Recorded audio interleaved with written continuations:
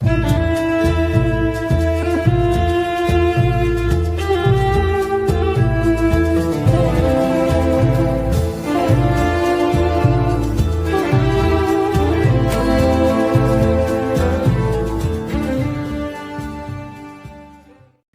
باللہ من الشیطان الرجیم، بسم اللہ الرحمن الرحیم۔ السلام علیکم ورحمۃ اللہ وبرکاتہ۔ امید کرتی ہوں کہ روحانی اصلاح چینل کے تمام ناظرین بخیریت ہوں گے اور ایمان کی بہترین حالتوں میں ہوں گے۔ اگین میں آپ کو اپنے چینل پہ ویلکم کہتی ہوں، اور آج میں جس موضوع کو لے کے آئی ہوں وہ ہے غیبت کی بدبو یا جھوٹ کی بدبو۔ یعنی جب ہم کسی شخص کی غیبت کرتے ہیں یا جھوٹ بولتے ہیں تو ہمارے منہ سے ایک اس قسم کی گندی بدبو آتی ہے، جس سے کہ ہمارے قریب جو فرشتے ہوتے ہیں یا جو حفاظت کے فرشتے ہوتے ہیں وہ میلوں دور چلے جاتے ہیں اس بدبو سے، جو کہ اتنی گندی ہوتی ہے۔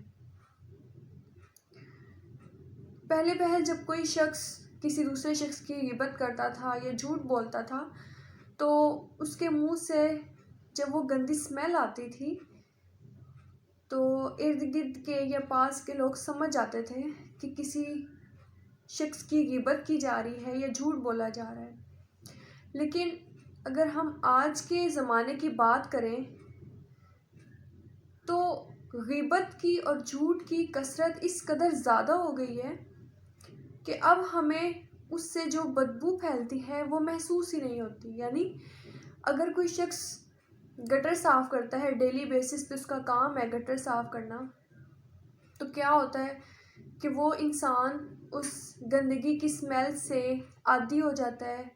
اس کی جو ناک ہوتی ہے وہ اس گندگی کی بو سے اٹ جاتی ہے، اس کو کچھ فیل نہیں ہوتا، اس کو محسوس نہیں ہوتی، کیونکہ وہ اس چیز کا عادی ہو جاتا ہے۔ لیکن اس کے برعکس اگر کوئی دوسرا شخص وہاں پہ یعنی گٹر کے قریب بھی آ کے کھڑا ہوگا تو اس کے لیے کھڑا ہونا بھی مشکل ہو جائے گا اور اسمیل کو برداشت کرنا بھی مشکل ہو جائے گا، کیونکہ وہ اس چیز کا عادی نہیں ہے۔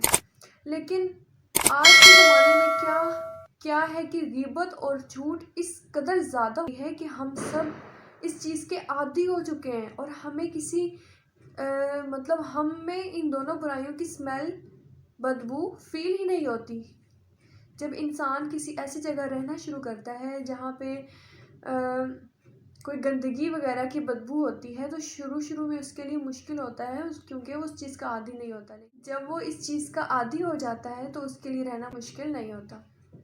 اسی طرح آپ کو ایک اور اگزامپل دیتی ہوں کہ اگر چمڑا بنانے والے محلے میں آپ چلے جائیں تو وہاں پہ جو رہنے والے لوگ اس سے عادی ہوتے ہیں اس چیز کے، تو ان کے لیے وہ اجنبی نہیں ہوتی یا برداشت کرنے میں محسوس کرنے میں ان کو مشکل نہیں ہوتی۔ لیکن کوئی باہر والا شخص اس محلے میں انٹر ہوگا تو اس کے لیے کھڑا ہونا رہنا انتہائی مشکل ہوگا، کیونکہ وہ اس چیز کا عادی نہیں ہوتا۔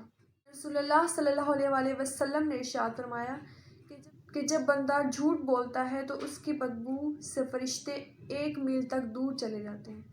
استغفر اللہ۔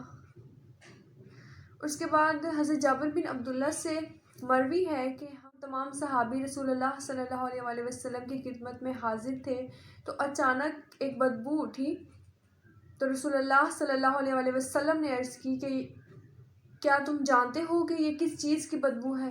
تمام اصحاب نے عرض کی کہ جی یا رسول اللہ، آپ بتا دیجئے۔ تو آپ صلی اللہ علیہ وسلم نے ارشاد فرمایا کہ یہ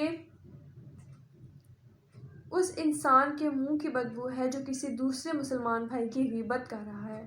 استغفر اللہ، نعوذ باللہ۔ آج کے زمانے میں گناہ سے بچنا نہایت مشکل ہے، لیکن ہمیں اپنے آپ کو بدلنے کی کوشش کرنی چاہیے۔ ہم نے اپنی اصلاح کرنی ہے، اپنی آخرت سنوارنی ہے، نہ کہ شیطان کی پیروی کر کے اپنی آخرت کو اور اپنے ایمان کو خراب کرنا ہے۔ اللہ پاک آپ کو اور مجھے روحانی اصلاح کے اس بہترین سفر میں کامیابیاں اور کامرانی عطا فرمائے۔ اجازت چاہتی ہوں، انشاءاللہ نیکسٹ پھر آپ سے ملاقات ہوگی ایک نئے موضوع اور ایک نئی ویڈیو کے ساتھ۔ اللہ پاک آپ کو اپنے حفظ و ایمان میں رکھے۔ وآخر دعوانا ان الحمد للہ رب العالمین۔ السلام علیکم ورحمۃ اللہ وبرکاتہ۔